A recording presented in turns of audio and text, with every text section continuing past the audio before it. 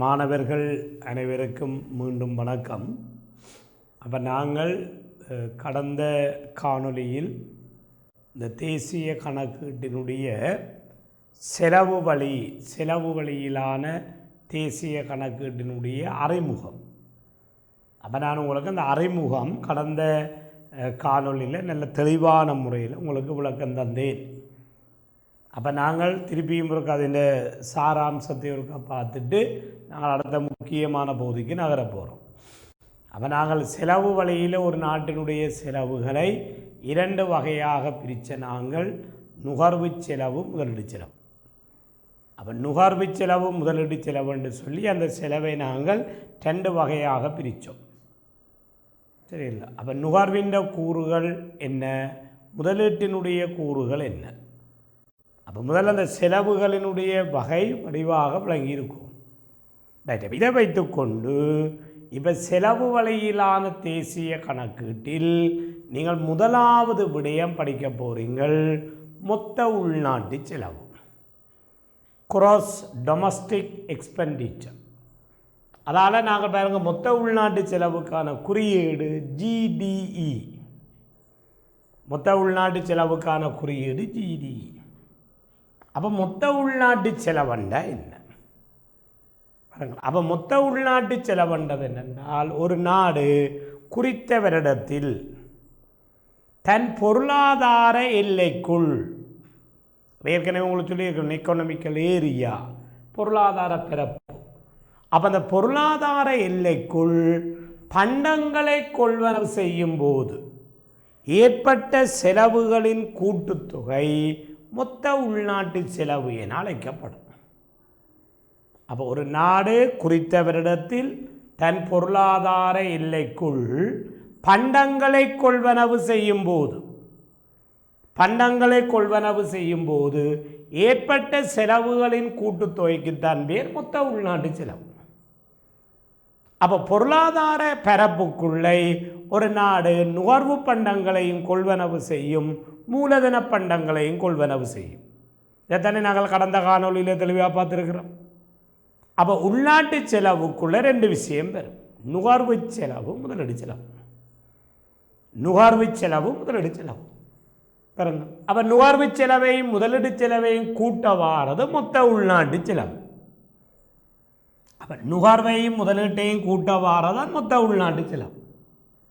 அப்போ ஒரு நாட்டின் நுகர்வு என்பது, இந்த குறியீடுகளை சரியாக பாவிக்கப்படவுங்கோ, நுகர்வு என்பது ரெண்டு, சியும் ஜியும். தனியார் நுகர்வும் அரச நுகர்வு. அப்போ தனியார் நுகர்வு அரச நுகர்வோட முதலீடு தான் பிள்ளைகள் மொத்த உள்நாட்டு மூலதனாக்கம். மொத்த உள்நாட்டு மூலதனாக்கம் தான் முதலீடு. ஆனால் இங்கே நாங்கள் ஐயண்ட குறியீடைத்தான் பாவிக்க போகிறோம். அப்போ உள்நாட்டு செலவு என்ன காண போகிறீங்கள், நுகர்வு செலவோட முதலீடு செலவை கூட்டி. அப்போ நுகர்வு சியும் ஜியும், முதலீடு ஐ.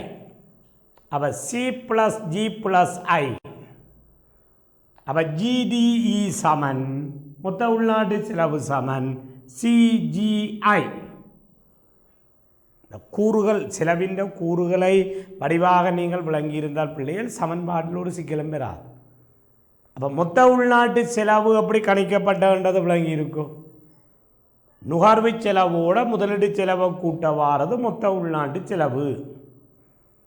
தெரியல? அப்போ ரெண்டாவது விடயத்துக்கு வாங்கோ, மொத்த உள்நாட்டு உற்பத்தி. ரெண்டாவது மொத்த உள்நாட்டு உற்பத்தி, கிராஸ் டொமஸ்டிக் ப்ராடக்ட். அப்போ GDP. அப்போ ஏற்கனவே நான் உங்களுக்கு சொல்லியிருக்கிறோம், தேசிய கணக்கீட்டிலே உள்நாட்டு உற்பத்தியை கணிப்பதுதான் பிரதானமான விடயம். அப்போ உங்களுக்கு மொத்த உள்நாட்டு உற்பத்தியை உற்பத்தி வழியில் கணிக்கப்படுத்தியிருக்கிறோம், வருமான வழியில் கணிக்கப்படுத்தியிருக்கிறோம். இப்போ அதே உள்நாட்டு உற்பத்தியை நாங்கள் செலவு வழியால் எப்படி பார்க்குறது? அப்போ நீங்கள் முதல் உள்நாட்டு உற்பத்தியின் வர விளக்கணத்தை இருக்க மாணவர்கள் திருப்பி ஞாபகப்படுத்துங்க. அப்போ ஒரு நாடு குறித்த வருடத்தில் தன் பொருளாதார பரப்புக்குள் தெரியல உற்பத்தி செய்த இறுதிப்பொருள் சேவைகளின் சந்தை பெறுமதி. அந்த சந்தை பெறுமதியைத்தானே நாங்கள் உள்நாட்டு உற்பத்தி என்று படித்தோம். நாங்கள் இதைத்தானே உள்நாட்டு உற்பத்தி என்று படித்தோம். அப்போ ஒரு நாட்டினுடைய அந்த உள்நாட்டு உற்பத்தி, அந்த உள்நாட்டு உற்பத்தி என்றது விளங்கும். ஒரு நாடு பொருளாதார பரப்புக்குள்ளே உற்பத்தி செய்த இறுதிப் பொருட்கள் சேவைகளினுடைய சந்தை பெறுமதி உள்நாட்டு உற்பத்தி. அப்போ உள்நாட்டு செலவென்றது ஒரு நாடு தன் பொருளாதார எல்லைக்குள், ஒரு நாடு தன்னுடைய பொருளாதார எல்லைக்குள் உற்பத்தி, அதாவது பண்டங்களை கொள்வனவு செய்யும் போது ஏற்பட்ட செலவு. அப்போ இப்போ யோசிச்சு பாருங்க, இப்போ ஒரு நாடு தன் பொருளாதார பரப்புக்குள்ளே பண்டங்களை கொள்வனவு செய்யும் போது ஏற்படுகிற செலவு தான் உள்நாட்டு செலவு. இதோடைய எவ்வளோ? ஒரு நாடு தன் பொருளாதார பரப்புக்குள்ள உற்பத்தி செய்த இறுதிப் பொருட்கள் சேவைகளுடைய பணப்பெறுமதி தான் ஜிடிபி, மொத்த உள்நாட்டு உற்பத்தி. அப்போ ஒரு நாடு தான் உற்பத்தி செய்த பண்டங்களில் ஒரு பகுதியை அந்த நாடு என்ன செய்யும்? ஏற்றுமதி செய்யும். அப்போ எல்லாருக்கும் விளங்கும். அப்போ உற்பத்தி செய்யப்படுகிறதுல ஒரு பகுதி ஏற்றுமதி, எக்ஸ்போர்ட் ஆகும். எக்ஸாம்பிளுக்கு யோசிங்க, இப்போ இலங்கை தேயிலையை உற்பத்தி செய்கிற நாடு. இப்போ நாங்கள் உற்பத்தி செய்கிற தேயிலை முழுவதையும் இலங்கை மக்களாக நுகருகிறோம் இல்லை. பாருங்க, மேலதிகமாக உற்பத்தி செய்கிறது மத்திய கிழக்கு நாடுகளுக்கும் ஐரோப்பிய நாடுகளுக்கும் எக்ஸ்போர்ட் பண்ணப்படுது. அப்போ எங்களோட உற்பத்தியில் ஒரு பகுதி ஏற்றுமதியாகும். அப்போ ஏற்றுமதியாகிற பண்டங்கள் பொருளாதார எல்லைக்குள் கொள்வனவு செய்யப்படாதல்லோ. அப்போ ஆகவே ஏற்றுமதிகள் உள்நாட்டு உற்பத்தியின் ஒரு பகுதி. ஆனால் ஏற்றுமதிகள் உள்நாட்டு செலவுக்குள் உள்ளடங்காது. முதலமாக அந்த உள்நாட்டு செலவின் டெஃபினிஷனையும் உள்நாட்டு உற்பத்தியின் டெஃபினிஷனையும் வடிவாக விளங்கும். அப்போ உள்நாட்டு செலவுக்குள்ளே ஏற்றுமதி வராது, ஆனால் உள்நாட்டு உற்பத்திக்குள்ளே வரும். அதே மாதிரி யோசிச்சு பாருங்கள், இப்போ நாங்கள் உள்நாட்டுக்குள் பொருளாதார எல்லைக்குள் பண்டங்களை கொள்வனவு செய்கிறோம் என்றால் உள்நாட்டில் உற்பத்தி செய்யப்படுகிற பண்டத்தை மட்டுமா கொள்வனவு செய்கிறோம்? இல்லை. நடைமுறை பொருளாதாரம் எல்லாருக்கும் விளங்கணும். ஓப்பன் எக்கனாமி என்ன பிள்ளைகள், திறந்த பொருளாதாரம். அப்போ வெளிநாட்டில் உற்பத்தி செய்யப்படுகிற பண்டங்களை ஒரு நாடு கொள்வனவு செய்யுது, அதான் இறக்குமதி, இம்போர்ட். பாருங்க, இப்போ இலங்கையில், இப்போ பாருங்க உதாரணத்துக்கு, இப்போ இலங்கையில் இப்போ நாங்கள் பாருங்க எத்தனையோ வகையான வாகனங்களை பாவிக்கிறோம். சரி, அப்போ இந்த வாகனங்கள் இலங்கையில் உற்பத்தி செய்யப்பட்டவதா? இல்லை. இந்தியாவிலும் சீனாவிலும் ஜப்பானிலும் உற்பத்தி செய்யப்படுகிற வாகனங்களை நாங்கள் இம்போர்ட் பண்ணியிருக்கிறோம். அப்போ இறக்குமதி செய்கிற பண்டங்களையும் நாங்கள் உள்நாட்டுக்குள் கொள்வனவு செய்வோம். அப்போ இறக்குமதி செய்யப்படுகிற பண்டம் அந்த நாட்டின் உற்பத்திக்குள்ளே உள்ளடங்காத இல்லை, அது வேறு ஒரு நாட்டில் தானே உற்பத்தியானது, வேறு ஒரு நாட்டில் தானே உற்பத்தியானது. அப்போ ஆகவே உள்நாட்டு செலவுக்குள்ள பாருங்கள் இறக்குமதி செய்யப்படுகின்ற, அப்போ இறக்குமதி என்று நாங்கள் இங்கே இறக்குமதி என்று நாங்கள் சொல்கிறது இம்போர்ட். அப்போ நாங்கள் உள்நாட்டுக்குள்ளே அப்போ பாருங்க ஒரு பகுதி, அப்போ இறக்குமதி, அப்போ இம்போர்ட். அப்போ இறக்குமதிகள் என்றது ஒரு பகுதியாக இருக்கும். சரி, அப்போ இதில் பாருங்கள், அப்போ இம்போர்ட் இருக்கும். சரிங்களா? அப்போ இம்போர்ட். அப்போ நாங்கள் உள்நாட்டிலே வடிவாபலங்கோனும் உற்பத்தி செய்யப்படுகிற பண்டங்களில் ஒரு பகுதியை என்ன செய்கிறோம்? ஏற்றுமதி செய்கிறோம்.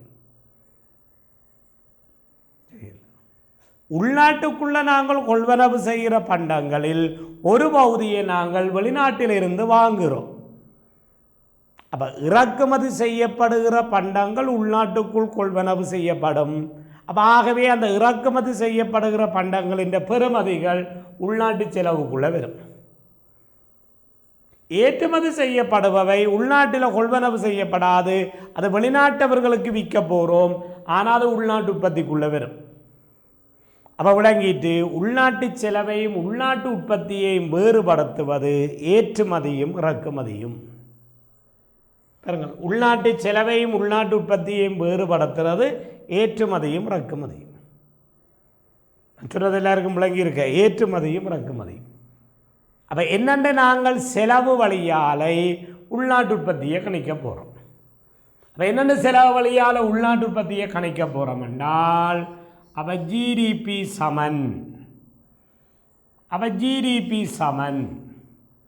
சரி அப்போ ஜிடிபி சமன் அப்போ மொத்த உள்நாட்டு உற்பத்தி இப்போ எல்லாருக்கும் உள்நாட்டு செலவு கணிக்க தெரியும் தானே அப்போ ஜிடிஇ அப்போ உள்நாட்டு செலவோட ஏற்றுமதியை கூட்டி இறக்குமதியை கழி தெரியுது அப்போ உள்நாட்டு செலவோட ஏற்றுமதியை கூட்டி இறக்குமதியை கழி அப்போ ஏன் நாங்கள் உள்நாட்டு செலவோட ஏற்றுமதியை கூட்டினாங்கள் உள்நாட்டு செலவுக்குள்ளே ஏற்றுமதி வராது ஆனால் அந்த ஏற்றுமதி உள்நாட்டு உற்பத்திக்குள்ளே வரும் அப்போ ஆகவே உள்நாட்டு உற்பத்தி வரும் சரி அப்போ உள்நாட்டு செலவோட ஏற்றுமதி உள்நாட்டு உற்பத்திக்குள்ளே வாரதை கூட்டும் உள்நாட்டு செலவுக்குள்ளே இறக்குமதி இருக்குது ஆனால் அந்த இறக்குமதி உள்நாட்டு உற்பத்திக்குள் வராது அப்போ வராதபடியாக நாங்கள் அந்த இறக்குமதியை என்ன செய்து விடுகிறோம் கழிச்சு விடுகிறோம் அப்போ கவனியுங்கோ அப்போ என்னென்று நாங்கள் செலவு வழியால் உள்நாட்டு உற்பத்தியை நீங்கள் கணிக்க போகிறீங்களா அப்போ செலவு வழியால் என்னென்று நீங்கள் உள்நாட்டு உற்பத்தியை கணிக்க போகிறீங்கள் என்று சொன்னால் தெரியல அப்போ செலவு வழியால் தெரியல அப்போ செலவு வழியால் என்னென்று நீங்கள் கணிக்க போகிறீங்கள் என்றது இப்போ மாணவர்களுக்கு விளங்குவோம் அப்போ திருப்பி பாருங்க அப்போ மொத்த உள்நாட்டு உற்பத்தி அப்போ என்னென்ன உள்நாட்டு உற்பத்தி கணிக்க போகிறீங்க ஜிடிபி சமன் மொத்த உள்நாட்டு செலவோடை பொருள் சேவைகளின் ஏற்றுமதியை கூட்டி பொருள் சேவைகளின் இறக்குமதியை கழி அப்போ வேறங்கள் அப்போ உள்நாட்டு செலவு தான் சிஜிஐ தயவு செய்து இந்த சமன்பாடுகளை இருக்கா திருப்பி எழுதுங்க பிள்ளை அப்போ சிஜிஐ அதோட ஏற்றுமதியை கூட்டி இறக்குமதியை கழியுங்க அப்போ ஏற்றுமதிக்கும் இறக்குமதிக்கும் உள்ள வித்தியாசம்தான் தேறி ஏற்றுமதி நெட் எக்ஸ்போர்ட் அப்போ ஆகவே ஜிடிபி சமன் சிஜிஐஎன்எக்ஸ்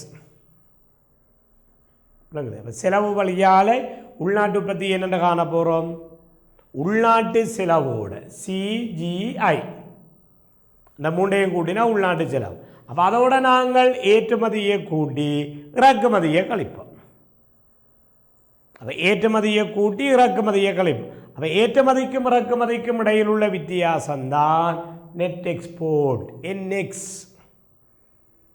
இதான் என்எக்ஸ் என்று சொல்கிறோம் விளங்குது அப்போ என்னென்று ஜிடிபி கண்டது விளங்கியிருக்கு அப்போ திருப்பி திருப்பி சொல்கிற மாணவர்கள் பிளவிட்டுறாதீங்க அப்போ செலவு வழியில் முதலாவது உள்நாட்டு செலவை கணிக்க பழகுங்க இப்போ திருப்பி சொல்கிறேன் என்ன இந்த அடிப்படை சமன்பாடு விளங்கிட்டால் உங்களுக்கு அங்கால போகிறது லேஸ் அப்போ உள்நாட்டு செலவு அப்போ ஜிடிஇ என்னென்ன கண்ட நீங்கள் உள்நாட்டு செலவு என்ன அப்போ ஜிடிஇ சமன்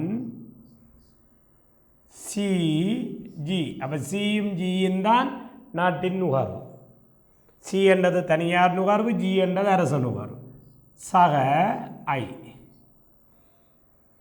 ரைட் ஜிடிபி உள்நாட்டு உற்பத்தி அப்போ என்னென்ன உள்நாட்டு உற்பத்தி எடுக்க போகிறீங்கள் மொத்த உள்நாட்டு செலவோட சிஜிஐ இதோட ஏற்றுமதியை கூட்டி இறக்குமதியை கழிப்பாய் அப்போ ஏற்றுமதிக்கும் இறக்குமதிக்கும் இடையில் உள்ள வித்தியாசம் நெக்ஸ் நெட் எக்ஸ்போர்ட் ஏற்றுமதியை கூட்டி இறக்குமதி அப்போ உள்நாட்டு உற்பத்தியையும் உள்நாட்டு செலவையும் வேறுபடுத்துவது ஏற்றுமதியும் இறக்குமதி டைரெக்டாக சொன்னால் தேறி ஏற்றுமதி விளங்குதாரு மற்றது இப்போ சொன்னால் என்ன சொல்லாட்டி என்ன பிள்ளைகளுக்கு விளங்கணும் உள்நாட்டு உற்பத்தி என்பது என்ன விலையில் கணக்கிடப்படும் சந்தை விலை அப்போ உள்நாட்டு உற்பத்தி என்றது பிள்ளைகள் மார்க்கெட் ப்ரைஸில் தான் கணிக்க போகிறோம் அப்போ உள்நாட்டு உற்பத்தி என்பது சந்தை விலையில் தான் கணிக்கப்படுது அதை நீங்கள் முதல் விளங்கணும் உள்நாட்டு உற்பத்தி என்பது சந்தை விலையில் தான் இருக்கு தெரியல அப்போ நீங்கள் உள்நாட்டு செலவும் கணிச்சாச்சு உள்நாட்டு உற்பத்தியும் கண்டாச்சு செலவு வழியால் அப்போ உள்நாட்டு உற்பத்தி தெரிஞ்சால் இனி உங்களுக்கு அடுத்தது என்னத்துக்கு போக தெரியும் உள்நாட்டு என்ன கண்டபடியால் அவை நீங்கள் என்னத்துக்கு உங்களால் போயிலும் மொத்த தேசிய வருமானம் பாருங்க. அப்போ இதெல்லாம் நாங்கள் உற்பத்தி வழியில் படித்த விஷயம் தான், ஒன்றும் புதுசு இல்லை. இப்போ மொத்த தேசிய வருமானம் பாருங்க. அப்போ குரோஸ் நேஷனல் இன்கம். அப்போ மொத்த தேசிய வருமானம் என்ன கிடைச்ச நாங்கள் பழமையான சமன்பாடு மொத்த உள்நாட்டு உற்பத்தியோடு வெளிநாட்டில் இருந்தான தேறிய முதன்மை வருமானத்தை கூட்டும். மொத்த உள்நாட்டு உற்பத்தியோடு வெளிநாட்டில் இருந்தான தேறிய முதன்மை வருமானத்தை கூட்ட வாரது மொத்த தேசிய வருமானம். யாரோடை? மொத்த உள்நாட்டு உற்பத்தியோடு. அப்போ மொத்த உள்நாட்டு உற்பத்தி தான் CGINX. அப்போ அந்த மொத்த உள்நாட்டு உற்பத்தியோட நாலாவது பாருங்க, வெளிநாட்டில் இருந்தான தேறிய முதன்மை வருமானம் நெட் பிரைமரி இன்கம், அதுக்கெல்லாம் NBI என்று பாவிச்சிருக்கிறோம். சரியில்லை? அப்போ எங்கே இருந்து கிடைச்சது? ரெஸ்ட் ஆஃப் த வேர்ல்டு, வெளிநாட்டில் இருந்து அபோர்ட் பண்ணப்பட்டது. அப்போ வெளிநாட்டில் இருந்து எங்களுக்கு கிடைக்க பெற்றது. அதெல்லாம் நாங்கள் பாருங்கள் ரெஸ்ட் ஆஃப் த வேர்ல்டுன்றதுக்காக தான் RW ஒன்று போட்டிருக்கிறோம். வெளிநாட்டில் இருந்தான பாருங்கள், அந்த குறியீடுகள் ஏற்கனவே நீங்கள் பாவித்த குறியீடு தான். சரியில்லை? அப்போ மொத்த தேசிய வருமானம் காண தெரியும். ஓகே, இதில் நான் மினக்கடையில் என்ன இது ஏற்கனவே நாங்கள் பார்த்தது. அடுத்தது பாருங்கள், செலவு வழியில் நீங்கள் பார்க்கின்ற அடுத்த முக்கியமான விடயம் வள கிடைப்பனவு, வள பயன்பாடு, ரிசோர்ஸ் யூட்டிலைசேஷன், வளங்களினுடைய பயன்பாடு. அப்போ இந்த இடத்துல நீங்கள் முதல் விளங்கணும் அந்த வளங்களினுடைய கிடைப்பனவு. அப்போ இதெல்லாம் மாணவர்கள் ஒரு அவதானியுங்கோ. இப்போ நாங்கள் தேர்ச்சி ஒன்றில் முதலாவது பொருளியல் அறிமுகத்திலே அங்கே வளமண்டது உங்களுக்கு என்னென்று படிப்பிச்சோம்? உற்பத்தி நடவடிக்கையில் பயன்படுத்தப்படுகிற உள்ளீடுகள் வளம். உற்பத்தி நடவடிக்கையில் பயன்படுத்தப்படுகிற உள்ளீடுகள் வளம். தெரியல? இந்த தேசிய கணக்கீட்டில் ரிசோர்ஸ் என்று சொல்லுகிறோம் மனிதனுடைய விருப்பங்களை பூர்த்தி செய்வதற்கு பயன்படுகின்ற பொருட்களும் சேவைகளும். இப்படி எவ்வளோ மனிதனுடைய விருப்பங்களை பூர்த்தி செய்வதற்கு பயன்படுகின்ற பொருட்களும் சேவைகளும். இந்த மனித விருப்பங்களை பூர்த்தி செய்வதற்கு பயன்படுகிற பொருட்களும் சேவைகளும் தான் இங்கே வளம். இங்கே யாரும் மறந்துடாதீங்க பிள்ளைகள், இங்கே வளம்ன்றது என்ன? இந்த இடத்துல தேசிய ஒவ்வொரு இடத்திலேயும் அதன் அர்த்தங்கள் வேறையாக இருக்கும். முதலாவது பாடத்தில் நாங்கள் உள்ளீடுகளை வளம் என்று படிப்பித்தோம். இங்கே மனிதனுடைய விருப்பங்களை பூர்த்தி செய்வதற்கு பயன்படுகிற பொருட்களும் சேவைகளும் வளம். அப்போ ஒரு நாடு தனக்கு தேவையான பண்டங்களை எவ்வாறு பெற்றுக்கொள்ளும், அதுதான் வள கிடைப்பனவு. ஒரு நாடு தனக்கு தேவையான வளங்களை எவ்வாறு பெற்றுக்கொள்ளும்? அவை இரண்டு வழிகளில் பெற்றுக்கொள்ளும். ஒன்று உள்நாட்டு உற்பத்தி மூலம். அப்போ உள்நாட்டிலே உற்பத்தி செய்வதன் மூலம் அந்த நாட்டுக்கு அந்த வளம் கிடைக்கும். அண்டா வளமன்றதம்மா பண்டம். சரி, உற்பத்தி செய்ய முடியாத பண்டங்களை அந்த நாடு இறக்குமதி செய்து கொள்ளும். அப்போ இறக்குமதியால் தனக்கு தேவையான பண்டங்களை பெற்றுக்கொள்ளும். அப்போ மொத்த உள்நாட்டு உற்பத்தியோடு பொருள் சேவைகளின் இறக்குமதியை கூட்டவாரது வளக்கிடைப்பனவு. அப்போ பாருங்க, வளக்கிடைப்பனவு சமன் மொத்த உள்நாட்டு உற்பத்தி சக இறக்குமதி. பாருங்க, தரவுகள் போட்டு காட்டியிருக்க. மொத்த உள்நாட்டு உற்பத்தி 20,000, பொருள் சேவைகளின் இறக்குமதி 5,000, ஆகவே வளங்களின் கிடைப்பனவு 25,000. ரைட். அப்போ வளக்கிடைப்பனவு என்ன கண்டாண்டு விளங்கி இருக்கோ. அடுத்தது பாருங்க, வள பயன்பாடு. அப்போ ஒரு நாடு தான் பெற்றுக்கொள்ளுகிற பண்டங்களை எவ்வாறு யூஸ் பண்ணுது, எவ்வாறு உபயோகிக்கின்றது, எவ்வாறு பாவிக்கின்றது. ஒரு நாடு தனக்கு தேவையான தனக்கு கிடைக்கின்ற பண்டங்களை 3 வழிகளில் பயன்படுத்தி கொள்ளும். ஒன்று நுகர்வுக்காக. இங்கே நுகர்வுன்றது மறக்கக்கூடாத பிள்ளைகள். தேசிய கணக்கீட்டில் நுகர்வு என்றது தனியார் நுகர்வு, அரச நுகர்வு, CMGயும். இரண்டாவது முதலீடு. மூன்றாவது மீதமாக இருக்கிறதை அந்த நாடு எக்ஸ்போர்ட் பண்ணும், வெளிநாட்டவர்களுக்கு விற்பனை செய்யும், ஏற்றுமதி செய்யும். வெளிநாட்டவர்களுக்கு விற்கிறதுக்கு தான் வேறு ஏற்றுமதி எக்ஸ்போர்ட். அப்போ இந்த இடத்துல பாருங்கள், நுகர்வு முதலீடு பொருள் சேவைகளின் ஏற்றுமதி. அப்போ ஒரு நாடு தனக்கு கிடைக்கின்ற பண்டங்களை 3 வழிகளில் பயன்படுத்தி கொள்ளும். 1 நுகர்வுக்காக, 2 முதலீட்டுக்காக, 3வது ஏற்றுமதிக்காக. அப்போ நுகர்வையும் முதலீட்டையும் கூட்டவாறதுதான் உள்நாட்டு செலவு. இல்லை தெரியும், இந்த சமன்பாடை நீங்கள் திருப்பி எழுதலாம் இல்லை? இப்போ நுகர்வையும் நுகர்வையும் முதலீட்டையும் கூட்டவாறதான் உள்நாட்டு செலவு. அப்போ உள்நாட்டு செலவோட பொருள் சேவைகளின் ஏற்றுமதியை கூட்டவாறது வளங்களினுடைய பயன்பாடு. உள்நாட்டு செலவோட பொருள் சேவைகளின் ஏற்றுமதியை கூட்டவாறது வளங்களின் பயன்பாடு. அப்போ வள கிடைப்பனவு உள்நாட்டு உற்பத்தியோட பொருள் சேவைகளின் இறக்குமதியை கூட்டவாறு. அப்போ ஒரு நாடு குறித்த வருடத்தில் எவ்வளவு வளங்களை பெற்றுக்கொள்ளுகின்றதோ அவ்வளவு வளங்களையும் அதே ஆண்டில் அந்த நாடு பயன்படுத்தி கொள்ளும். அதனால் சொல்கிறோம், வளங்களினுடைய கிடைப்பனவு வளங்களினுடைய பயன்பாட்டுக்கு சமனாக இருக்கும். வளங்களினுடைய கிடைப்பனவு பிள்ளைகள் வளங்களினுடைய பயன்பாட்டுக்கு சமனாக இருக்கும். பாருங்க, வள கிடைப்பனவும் 25,000, வள பயன்பாடும் 25,000. வள கிடைப்பனவு வள பயன்பாட்டுக்கு சமனாக இருக்கும். கிடைப்பனவு பயன்பாட்டுக்கு சமனாக இருக்கு. அப்போ இதை எப்படி நாங்கள் கிடைப்பனவு பயன்பாட்டுக்கு சமன் என்பதை நிரூபிக்கலாம்? இப்போ மாணவர்களுக்கு செலவு வழியிலான உள்நாட்டு உற்பத்தியின் சமன்பாடு தெரியும் தானே? இப்போ செலவு வழியில் உள்நாட்டு உற்பத்தியின் சமன்பாடு தெரியும். அப்போ ஜிடிபி சமன் CGIXAM. வள கிடைப்பனவு என்னென்ன கண்ட நாங்கள் உள்நாட்டு உற்பத்தியோடு இறக்குமதியை கூட்டி. அப்போ பாருங்கள், உள்நாட்டு உற்பத்தி. அப்போ இங்கே இறக்குமதி, இங்கே பாருங்கள் சயம். அப்போ இந்த சயம் சமனுக்கு அங்கால கொண்டு வாங்க.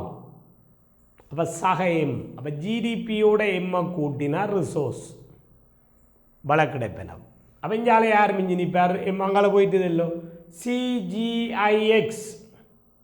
அப்போ CGI இவ்வளவும் உள்நாட்டு செலவு.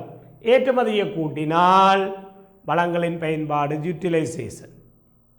அப்போ பாருங்க, அப்போ வளங்களினுடைய கிடைப்பனவு வளங்களினுடைய பயன்பாட்டுக்கு சமனாக இருக்கும். வளங்களினுடைய கிடைப்பனவு வளங்களினுடைய பயன்பாட்டுக்கு சமனாக இருக்கும். தயவு செய்து ஜிடிபி சமன்பாடை வச்சுக்கொண்டு எழுத கற்றுக்கொள்ளுங்க. ஒரு திருப்பியும் சொல்கிறேன்னு பாருங்கள். இப்போ எல்லாருக்கும் ஜிடிபி சமன்பாடு எடுக்க தெரியும். அப்போ ஜிடிபி சமன் உள்நாட்டு உற்பத்தி சமன் CGIX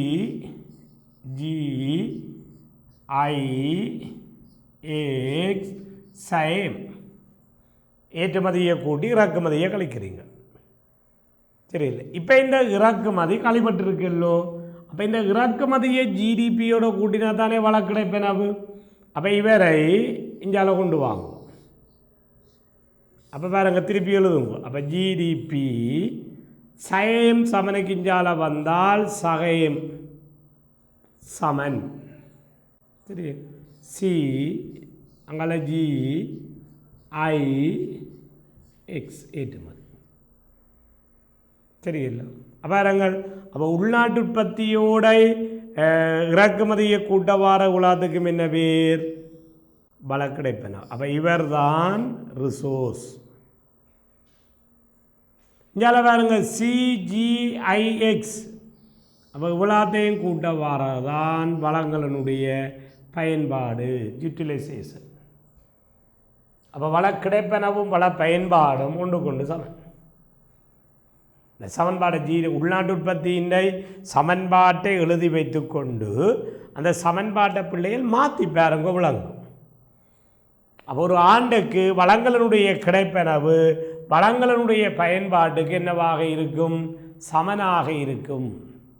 வளங்களினுடைய கிடைப்பனவு வளங்களினுடைய பயன்பாட்டுக்கு சமனாக இருக்கும் என்றது உங்களுக்கு விளங்கும், சரி? அப்போ இப்போ உங்களுக்கு செலவு வழியில் வள கிடைப்பனவு வள பயன்பாடு ஆகிய 2 விடயங்களையும் உங்களுக்கு கணிக்க தெரியும்.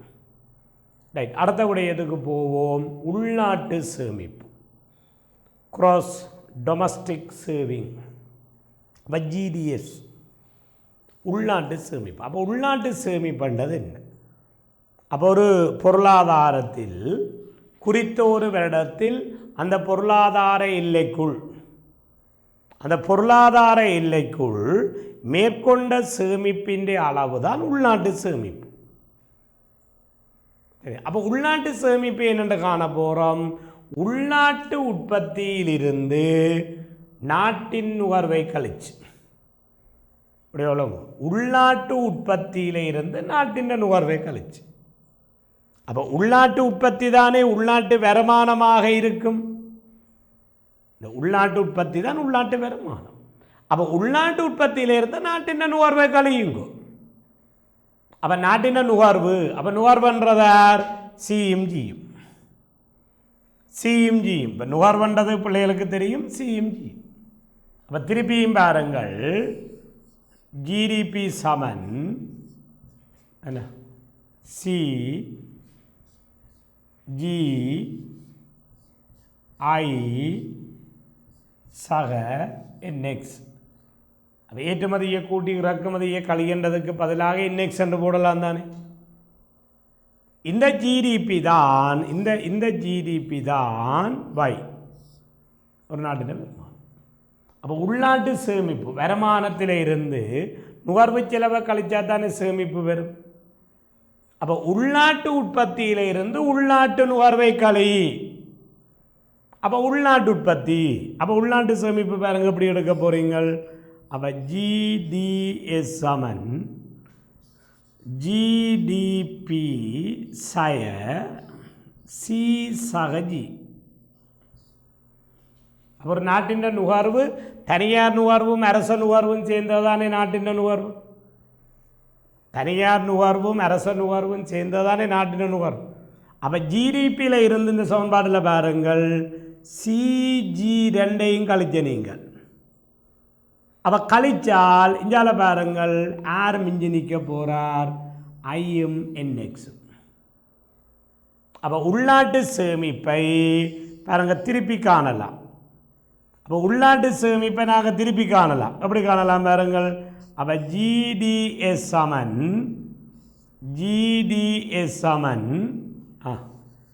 அப்போ ஜிடிஎஸ் சமன் ஐ சக என்எக்ஸ். அப்போ முதலீட்டோட தேறிய ஏற்றுமதியை கூட்ட வாரது உள்நாட்டு சேமிப்பு. முதலீட்டோட தேறிய ஏற்றுமதியை கூட்ட வாரது உள்நாட்டு சேமிப்பு. சொன்னதை படிவா எல்லாரும் கிரகித்துக் கொள்வோம்.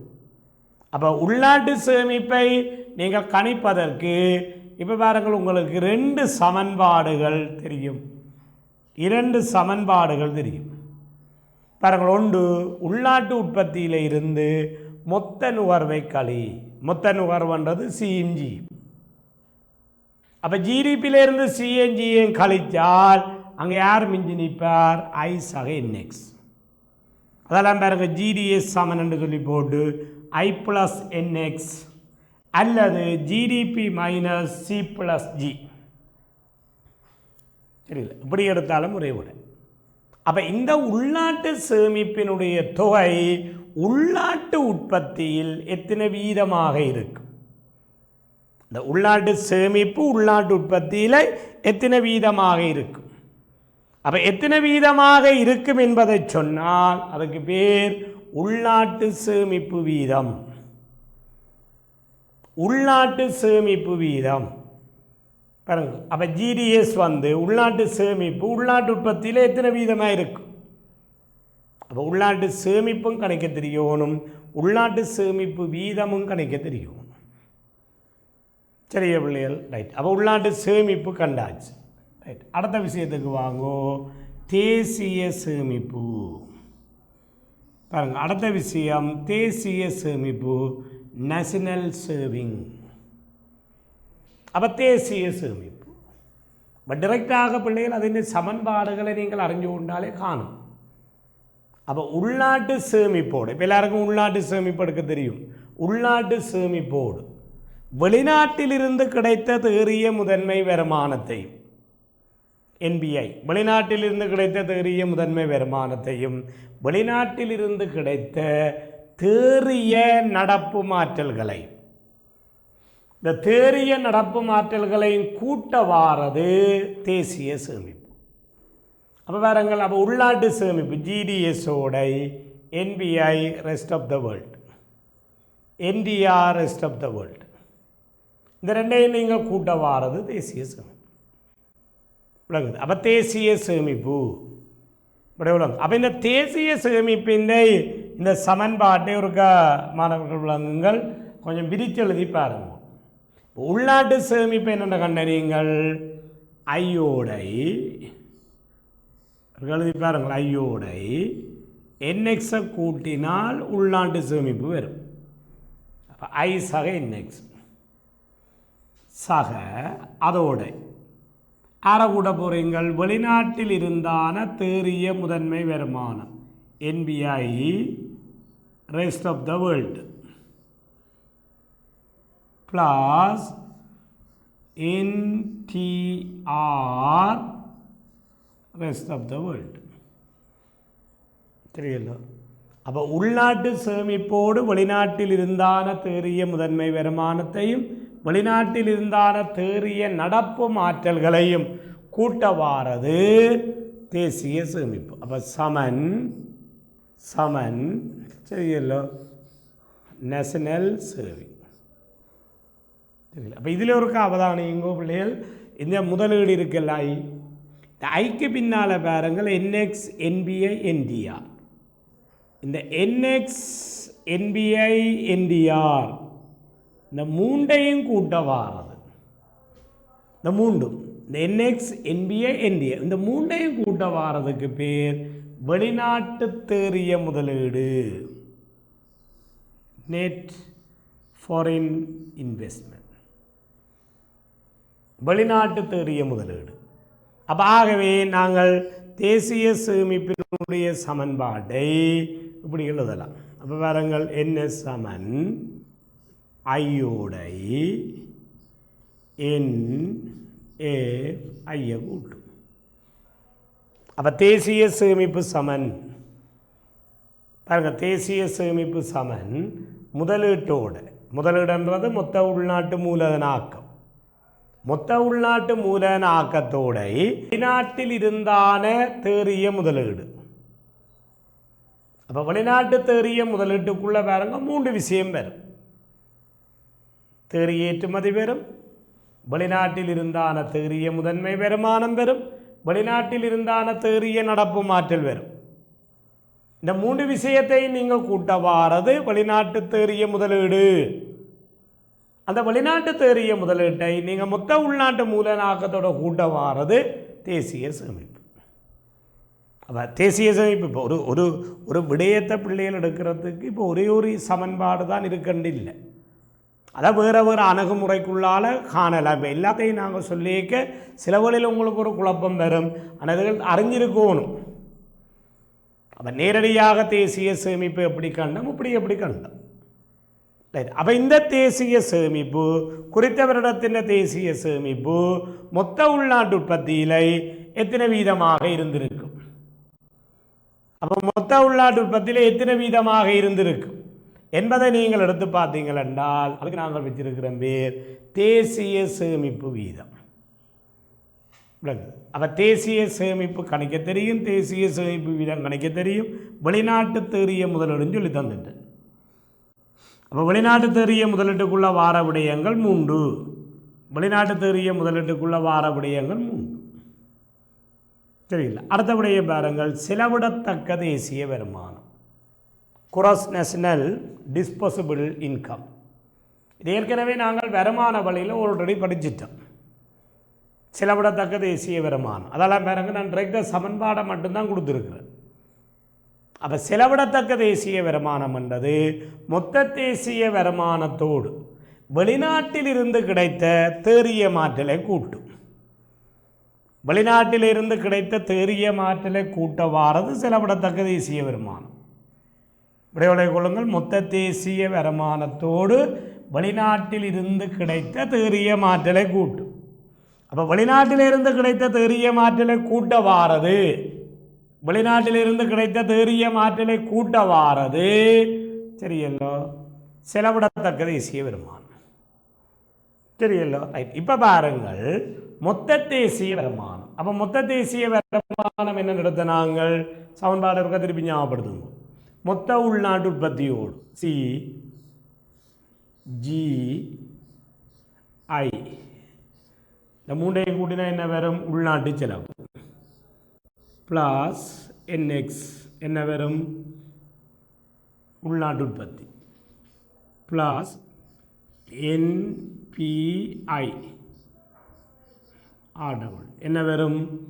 மொத்த தேசிய வருமானம் plus NTR rest of the world செலவிடக்கூடிய தேசிய வருமானம் வரும். பாருங்கள் சிஜிஐ இந்த மூன்றையும் கூட்ட வாரது உள்நாட்டு செலவு, உள்நாட்டு செலவோட என்எக்ஸை கூட்ட வாரது உள்நாட்டு உற்பத்தி, அதோட என்டிஏயை கூட்ட வாரது மொத்த தேசிய வருமானம், அதோட என்டிஆரை கூட்ட வாரது செலவிடத்தக்க தேசிய வருமானம். தெரியல. இப்போ சிஜிஐ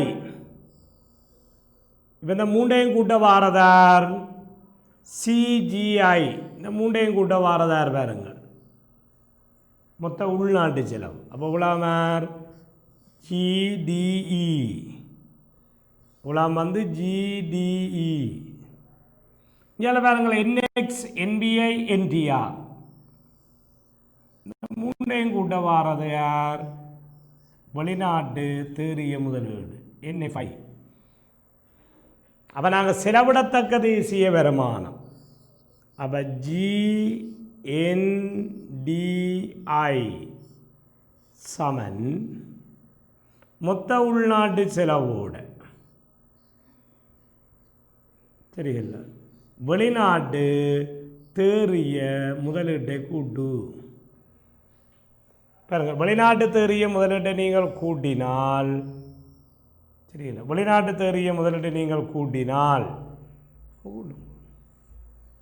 அப்போ மொத்த உள்நாட்டு செலவோடு வெளிநாட்டு தேறிய முதலீட்டை கூட்ட வாரது செலவிடக்கூடிய தேசிய வருமானம். இதில் மாணவர்கள் இந்த வெளிநாட்டு தேறிய முதலீடு என்ற விடயத்தை விரிவாக கற்றுக்கொள்ளுங்கள்.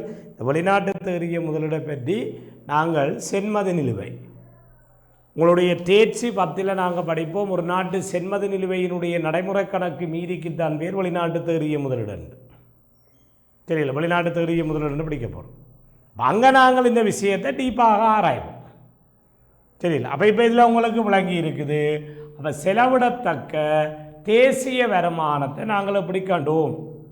அப்போ செலவிடத்தக்க தேசிய வருமானம் தெரியல. அப்போ செலவிடத்தக்க தேசிய வருமானம் கண்டாச்சு. ரைட். அப்போ இறுதி விடயம் பாருங்கள் முதலீட்டு வீதம். அப்போ ஒரு நாட்டின் முதலீடு அதாவது இன்வெஸ்ட்மெண்ட் உள்நாட்டு உற்பத்தியில் எத்தனை வீதமாக இருக்கும்? அப்போ முதலீட்டின் கீழ் உள்நாட்டு உற்பத்தி தர 100, முதலீட்டின் கீழ் உள்நாட்டு உற்பத்தி தர 100 முதலீட்டு வீதமாகும். அப்போ உள்நாட்டு சேமிப்பு வீதம், தேசிய சேமிப்பு வீதம், முதலீட்டு வீதம் விளங்குது. அப்போ நாங்கள் இவ்வளவுந்தான் செலவு வழியிலான தேசிய கணக்கு. அப்போ நாங்கள் இன்றையான் வகுப்பினூடாக செலவு வழியில் அப்புறம் திருப்பி நான் என்னென்ன விஷயம் உங்களுக்கு சொல்லி தந்தேன்றதை ஒரு ஞாபகப்படுத்துங்கள். தயவு செய்து நோட் புக்கில் திருப்பி திருப்பி எழுதுங்க. அப்போ முதலாவது உள்நாட்டு செலவு படித்தோம். ஃபர்ஸ்ட் ஒன் முதலாவது உள்நாட்டு செலவு படித்தோம். அப்போ முதலாவது நீங்கள் படித்தது உள்நாட்டு செலவு. இதை கவனமாக பாருங்க அப்படி கணிக்கிறது. இரண்டாவது விடையை நாங்கள் படித்தோம் உள்நாட்டு உற்பத்தி. மூன்றாவது விடையை நாங்கள் படித்தோம் மொத்த தேசிய வருமானம். இதெல்லாம் பழைய விஷயம். நாலாவது விஷயம் நாங்கள் படித்தோம் வளங்களினுடைய கிடைப்பனவும் வளங்களினுடைய பயன்பாடும். ஐந்தாவது விடயம் உங்களுக்கு சொல்லி தந்தேன் உள்நாட்டு சேமிப்பு, அதை இந்த வீதம். ஆறாவது விடயம் நாங்கள் பார்த்தோம் தேசிய சேமிப்பு. ஏழாவது விடயம் பார்த்தோம் வெளிநாட்டு தேறிய முதலீடு. சரியில்லை. 8வது விடயம் நாங்கள் பார்த்தோம். சரியில்லை, செலவிடக்கூடிய தேசிய வருமானம். 9வது விடயம் நாங்கள் பார்த்தோம், முதலீட்டு வீதம். ஓகே, அப்போ இவ்வளவு தான் இந்த செலவு வழியிலான தேசிய கணக்கு புள்ளி. பிறகு இவ்வளோ தானே பேசு. தயவு செய்து இந்த சமன்பாடை இப்போ நான் இப்போ ஒரு வகுப்போடு நான் இந்த விஷயத்தை முடித்துட்டேன். அப்போ நீங்கள் தயவு செய்து உங்கள்கிட்ட இருக்கிற பாடக்குறிப்புகளை வைத்துக்கொண்டு திருப்பி இந்த ஈக்குவேஷன்களை எழுதி பாருங்க. சரியில்லை, அப்போ இப்போ செலவு வழியிலான தேசிய கணக்கீடு முடிஞ்சு விளங்குது. அப்போ நாங்கள் ஒரு பெரிய ஒரு பகுதி உங்களுக்கு பூரணப்படுத்தி இருக்கிறோம் தேசிய கணக்கு. அப்போ நாங்கள் அடுத்த காணொளியில் இந்த தேசிய கணக்கை செய்வதால் எங்களுக்கு என்னென்ன அனுகூலம் கிடைக்கும், இந்த தேசிய கணக்கில் இருக்கின்ற பலவீனங்கள் என்று சம்பந்தமாகவும், கடைசியாக நடந்த 2020ஆம் ஆண்டு புதிய பாடத்திட்டம் பழைய பாடத்திட்ட பேப்பரில் பகுதி 1 பகுதி 2 வினாக்கள் எவ்வாறு அமைஞ்சது என்றதை பற்றி நாங்கள் அடுத்த காணொளி ஊடாக இந்த தேசிய கணக்கு என்ற பாடத்துக்கு முற்றுப்புள்ளி வைக்க போகிறோம். சரிங்களா? ரைட். அப்போ உழவு நேரமும் நான் சொன்ன விஷயங்களை பொறுமையாக கேட்ட மாணவர்களுக்கு நன்றியை கூறி விடைபெறுகின்றேன். வணக்கம்.